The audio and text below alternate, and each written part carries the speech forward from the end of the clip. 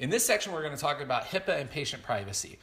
HIPAA is probably the most preeminent federal law that exists that establishes a basic right to privacy patients have over their medical information. For HIPAA, understand that all accesses, uses, and disclosures of protected health information must be for appropriate reasons. And think about appropriate reasons as anything that's related to your job responsibilities. If you're accessing patient information, you're using it in whatever way that's related to your job responsibilities, most of the time that's going to be acceptable under HIPAA. To go a little bit further with that concept, remember 3 letters, TPO.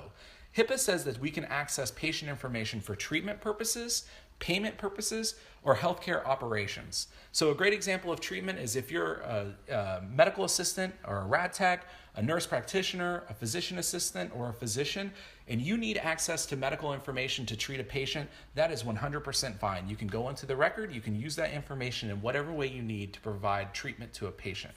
We can also release patient information for payment purposes. So a great example of this is we bill patients' insurance companies. We are allowed to do that under HIPAA because payment is an exception to the HIPAA privacy rule, where we can send information out as we need to obtain payment for the services that we provide. So a great example where this might be used is if you're working in the central business office and you are trying to obtain payment for services.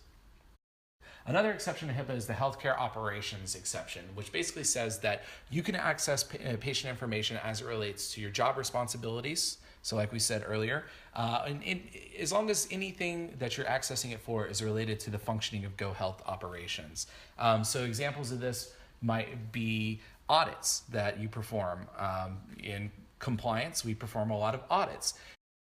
Remember, though, that curiosity is not an appropriate reason to access patient information, and anything that's related to treatment, payment, or healthcare operations must be active treatment, active payment, active healthcare operations. You can't just stretch treatment, payment, operations, any job functionality or responsibilities into something that's really just trying to fit curiosity. So a great example of this is maybe you're in the center, a patient comes in and they're treated, and then in 2 weeks' time, 3 weeks' time, you want to go back into the medical record to see what the outcome for that patient was. That's not active treatment. If it was in a different context, if a patient called and you took a payment from them over the phone, you couldn't go back into their record 2-3 weeks later to see, whatever's going on with the patient at that time. It has to be active treatment, active payment, or active operations. Don't stretch those things into something that they're not, and just to fit curiosity. So HIPAA protects what's called protected health information, otherwise known as PHI, and you'll probably hear this acronym a lot. There are 2 components to PHI that you need to be aware of, because you have to have both in order for any information to be considered PHI. One is you have to have identifiable information. And identifiable information is very broadly defined in HIPAA. It can be anything from a name, a social security number, a medical record number. Those things are very obviously identifiable. But there are less identifiable things that HIPAA says are indeed identifiable, such as a date of birth, such as an IP address, full facial photograph. Those types of things are all identifiable. So my advice and my guidance to everybody is to ensure that you are protecting patient information. If there's anything that relates to a specific individual, treat it as identifiable. Don't question whether it's identifiable, just treat it as such. And if there are ongoing questions about it, you can reach out to compliance and we're happy to provide guidance there. But if you have anything that's identifiable, and you also have any kind of medical, financial information, such as visit summaries, lab reports, copies of insurance cards, maybe you have an Excel sheet with various patient information that's extracted into it, all that is considered medical and financial. So you have identifiable information, you have medical or financial information, it's sensitive, it's identifiable, it's protected as PHI under HIPAA. One other principle in HIPAA that you should be aware of is the minimum necessary principle. Basically what that means is that for anything that you're using PHI, anytime that you're using PHI, you should only access PHI to the minimum extent necessary to complete whatever it is you're working on. So again, a great example of this is if compliance is conducting an audit and we're looking at the most recent date of service for a patient, but let's say they have 5 dates of service prior to the one that we're currently looking at. We couldn't go back and look at all the other prior dates of service just because we're doing an audit on the most recent date of service, unless those are related to our audit. If they are, that's fine. If they're not related to our audit, then we can't access those. That would be a violation of the minimum necessary, and that could potentially be a HIPAA issue. So in light of all of that, security of our PHI is incredibly important. The government is continuing to increase enforcement around protection of PHI. And so we want to make sure that all of our medical records are secured all the time. If it's verbal conversations we're having about patients, if it's paper records or electronic records, please ensure that we're always taking reasonable safeguards to protect that information. Please understand that these safeguards are not exhaustive. And what I mean by that is safeguards are situation dependent. It would be impossible to provide you with a comprehensive list of all the safeguards that you must take at any given time in any given situation. It really depends on the setting, who's around, what type of information is involved, and even more to understand exactly what reasonable safeguards are. But in all situations, we should always think about what's reasonable to protect the patient information that we're using. Please ensure that every time you step away from the computer, you're locking the computer or logging off entirely. Now, you may not want to log off of your computer every single time you step away for a few minutes, but a great tool is the Windows key L trick. And by doing this, if you just hit on any computer here at GoHealth, if you hit the Windows key, hold that down, and then you also hit L, it will lock the computer. It is entirely secure. Nobody can log onto it. But the greatest thing is that it won't log you off of any programs that you're logged onto in the background. So when you come back to the computer, it's secured when you're not there. You come back, you pop in your password really quickly, and you're right back to where you were. All your information's still there. It just locks the computer. It's a really great trick, and I encourage everybody to use it every single time when we're stepping away from a computer. Ensure all email is encrypted. Everything that's sent internal to the GoHealth network is encrypted. So anything that's sent from a GoHealth email address to a GoHealth email address is 100% encrypted. If you send things outside of the GoHealth network that contain PHI, and really honestly, this should be used pretty minimally because we shouldn't be sending things outside of the network. But if there is a compelling reason to do so, you can secure and encrypt the email by typing secure in the subject line. That will automatically encrypt the email, and there is really nobody that can intercept and read that email in transit. Another common safeguard is to use 3 patient identifiers to locate a patient's information. This can be if you're looking up information in the medical record, if you're registering a patient. It's very, very important when a patient comes into our center and they're being registered to use 3 patient identifiers to ensure that we got the right patient when we're selecting them in the system. 3 patient identifiers could be name, address, date of birth, maybe name, date of birth, medical record number, but we need to have 3 patient identifiers that we use before we select the patient. Selecting the right patient is very important because if a wrong patient is selected in a system, it can cause many downstream side effects. And what I mean by that is, let's say that a patient comes in and they're registered under the wrong patient. They're seen by the provider. The provider then documents probably under the wrong patient's account. So you have documentation in the medical record, which is a legal record, that's under the wrong person. If that person somehow requests their information, it might be further disclosed to a wrong person because we would have no idea that the information is documented under the wrong chart. And then even more down the road, you have the possibility that when we send a bill to the patient for services, that bill is going to be sent to the other person's address. So when we go to the right address, now we have information that's on a bill that's related to another patient that's being mailed to the wrong address. So it's incredibly important to make sure that we use patient identifiers, 3 patient identifiers, to locate a patient's information. Double check email addresses and fax numbers. This is pretty obvious, but please ensure anytime we're sending an email or a fax with patient information to ensure that it's going to the right recipient. Don't share passwords. That's pretty obvious, but it's an incredibly important part of our security. Please do not share passwords. Don't let people use computers under other logons. So don't log on to a computer and then let a coworker use that computer underneath your name. This is really important because we have to have an individual audit trail of each person in our electronic systems, and we maintain those audit trails. So the The important thing here is that if you let someone else use it under your name, and let's say they go in and access a bunch of information that they're not supposed to, the audit trail is going to show up under your ID in the system. And so you're going to have to explain, one, and prove that it wasn't you that accessed all that information, that it was your coworker, which is going to be a pretty difficult task.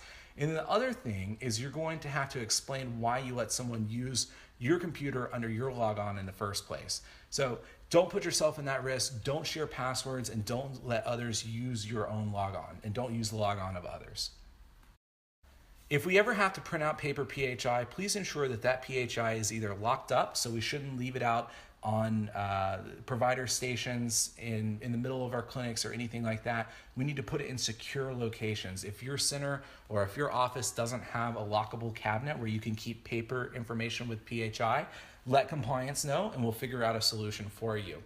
If you have paper PHI that's no longer needed, please ensure that that information is shredded. It's either put directly into a shredder or it's put into a locked confidential shred bin to be shredded off-site. Simply throwing paper PHI into the trash can is not a protected means of disposal, and that can be a potential privacy violation. Find private areas to discuss patient information. Don't talk to patients, about their clinical services and all that in the middle of the lobby. We need to have those conversations in exam rooms with the patients. When we're discussing PHI with each other as employees, make sure that we find private areas to do that. If we're having a conversation where others could hear, maybe lower our voice, turn our backs, find a more secure private location to have those conversations. Do what, again, it goes back to the reasonable safeguards, whatever's reasonable in that moment to protect the patient information. And then finally, wear badges and keep our centers secure from people just being able to walk around and pick up information and walk out the door with it. So other safeguards we take, we perform HIPAA walkthroughs on a frequent basis in all of our locations. We do this at least twice a year. Often we do this more frequently, and we don't announce when we're going to do this. So you might just have compliance or the center manager or somebody else just pop through and do a HIPAA walkthrough. So it's important at all times to make sure that our patient information is secure so that we're always prepared for HIPAA walkthroughs. Another thing that we do, as I mentioned a second ago, is access audits. We have electronic systems that monitor the activity in our medical records to make sure that all access is appropriate. One system that we use is called Fair Warning, and Fair Warning monitors and flags any activity where an employee accesses the record of another employee, an employee accesses the record of a household member, or when an employee accesses an unusually high number of records in a certain period of time. All those are flagged and sent to compliance for review. Some enforcement actions in HIPAA in recent years. As of 2013, all breaches of patient information has to be reported to the government, and we have 60 days to report that in certain instances. In other instances, if there's over 500 patients that are involved in a breach, we also have to let local media outlets know, and we have to let the patients know as well in all instances. So there's a lot of notification that goes on in any type of situation where we have a breach of patient information. In 2016, we saw record fines for HIPAA violations. As an example, Advocate Healthcare Network settled for $5.55 million for security rule violations under HIPAA. Basically here, the government said that more or less, they weren't doing what was needed to secure the privacy and security of their electronic patient information. And because of that, they had to pay $5.5 million. There were also a number of other settlements in 2016, all involving multi-million-dollar settlements and refunds to the government around HIPAA alone. So please help us to protect our patient information and secure it on an ongoing basis. Here are some examples of HIPAA concerns. The first is storing ePHI, and ePHI stands for Electronic Protected Health Information, on non-GoHealth systems. So don't keep patient information in Google Docs. Don't keep it in any kind of other system, electronic system, other than what's been approved and provided to you by GoHealth. By storing information on other systems, we can run afoul of a number of HIPAA issues, so it's best to keep everything on the GoHealth network. Another example that we talked about again is EMR snooping. Again, we have multiple systems that really watch for inappropriate access in our medical record. Every action you do in our medical record, if it's viewing, looking up, printing, editing, modifying in any way, we can tell all that in our medical record. And it's tied to a specific user. So please ensure that your access, your activities in our medical record are 100% related to, again, treatment, payment, operations, and your job responsibilities. Another concern under HIPAA is allowing a non-employee to use our computers or systems. So please, if you have anybody that comes into the center and they want to use our computers, do not allow them to do so. We simply can't take that type of risk. Even if you have a computer that doesn't have any PHI pulled up on it, we still cannot allow someone to access our GoHealth issued computers. This includes former employees, patients, family members of patients, anybody. If they're not an employee, they should not be allowed to use our computers and systems. And again, registering a patient under the wrong account, it can create a number of compliance concerns under HIPAA. Please ensure that you're using 3 patient identifiers when registering a patient, when looking them up in the system, or any other time that we're using PHI. It's really important to ensure that we're always identifying the right patient. So some of our privacy policies are listed here. Our general privacy policy outlines the guidelines that every employee should know and understand for how we access patient information, how we use that internally, or how we disclose it to others. If you ever have a question about any of that, how we can use, access, or disclose patient information, please reach out to the compliance department. We're always here to assist. Some other policies and procedures related to privacy. We have a release of information policy. This deals with, again, how we release information externally to GoHealth. So if we have a health insurance company that's requesting records, where does that go? If we have a patient that comes into the clinic, what do we need to verify they are who they say they are? There's a lot more information there. We encourage you to go and take a look at that policy. Patients have certain privacy rights, and that's dealt with in the privacy rights policy. As far as how they can request confidential communications, how they can request an amendment to their record, and how they can request access to their record. If any of these things come up, if there's a patient that ever asks for any of this, the best idea is to just forward them to the compliance department. We also have the social media and privacy policy, which basically says that PHI should never be posted to any social media outlet. This includes taking pictures of patients, posting general descriptions of patients, anything like that, we should never put on social media. It is an egregious violation of the patient's privacy rights. In addition to that, the social media policy also discusses how individuals employed by GoHealth should conduct themselves and represent themselves on social media. Generally, we always want to promote a positive image of ourselves and for GoHealth.